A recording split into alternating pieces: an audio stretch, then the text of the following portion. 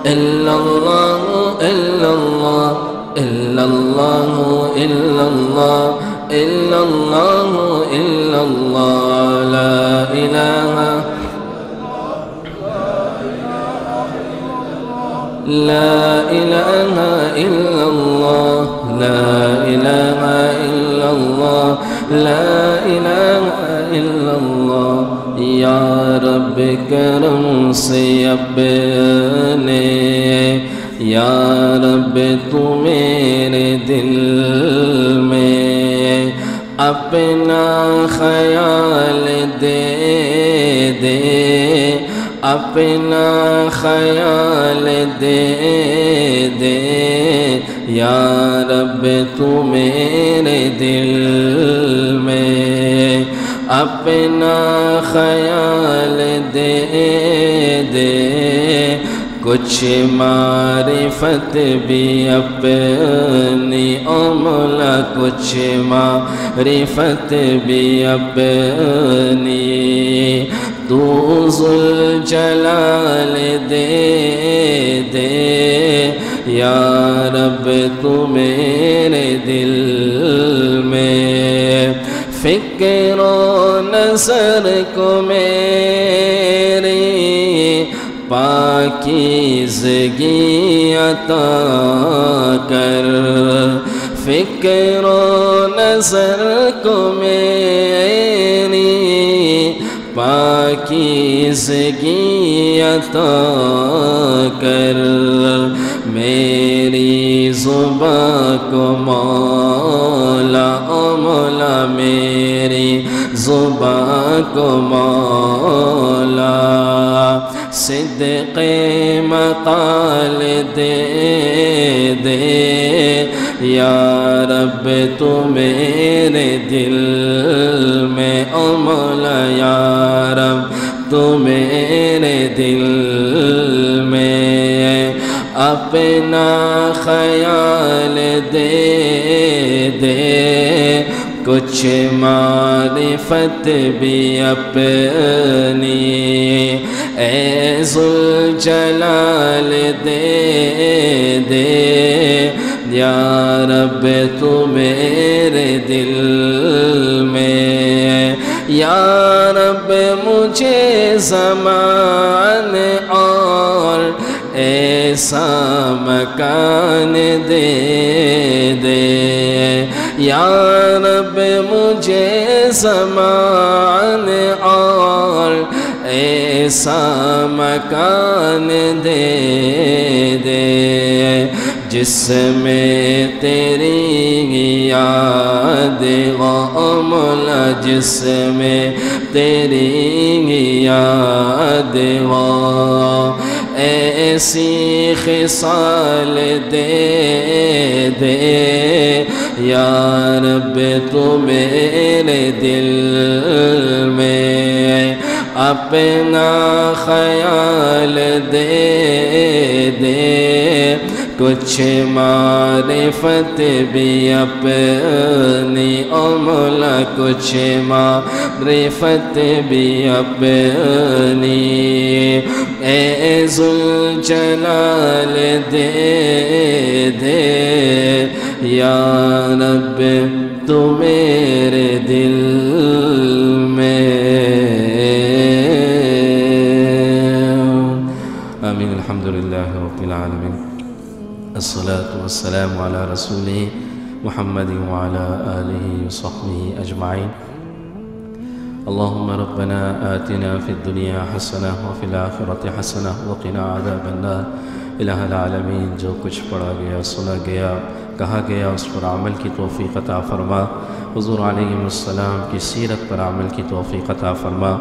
آپ کی سیرت کو الہ العالمین اپنی زندگیوں کے اندر لاگو کرنے کی توفیق عطا فرما ایمان کی محبت ہمیں نصیب فرما ایمان کی لذت ہمیں نصیب فرما عبادات کی لذت ہمیں نصیب فرما اس کلمہ طیبہ کے مطابق زندگی گزارنے کی توفیق عطا فرما، اس کے تقاضوں کو پورا کرنے کی توفیق عطا فرما۔ ہماری مائیں بہنیں یہاں تشریف فرما، الہ العالمین ان کے تمام جملہ امور کو اپنے غیب کے خزانوں سے حل فرما، ان کے تمام جملہ مسائل کو حل فرما، ان کے پریشانیوں کو حل فرما۔ کسی کے اولادیں نہیں، الہ العالمین ان کی جھولیوں کو اولادوں کی خوشیوں سے مزین فرما، نیک صالح اولادیں عطا فرما۔ کسی کے رشتوں میں رکاوٹیں ہیں، الہ العالمین ان کے لیے آسانی پیدا فرما، اچھے اور نیک جوڑوں کا انتخاب فرما۔ کسی کے رشتے ہو چکی ہیں، گھروں میں ناچاقیاں ہیں، الہ العالمین ان گھروں میں اپنی خاص برکتیں نازل فرما۔ میاں بیوی کے آپس میں دائمی محبت نصیب فرما، ان گھروں میں دینی اور دنیاوی خوشیاں نصیب فرما۔ ہماری ماں بہنوں کو صحابیات کے مطابق زندگی گزارنے کی توفیق عطا فرما، ازواج مطہرات کی اقتداء انہیں نصیب فرما۔ الہ العالمین ہمیں آپس میں ایک بنا، ہمیں نیک بنا۔ ربنا تقبل منا انك انت السميع العليم وتب علينا انك انت التواب الرحيم، وصلى الله تعالى على خير خلق محمد وعلى اله وصحبه اجمعين، آمين برحمتك۔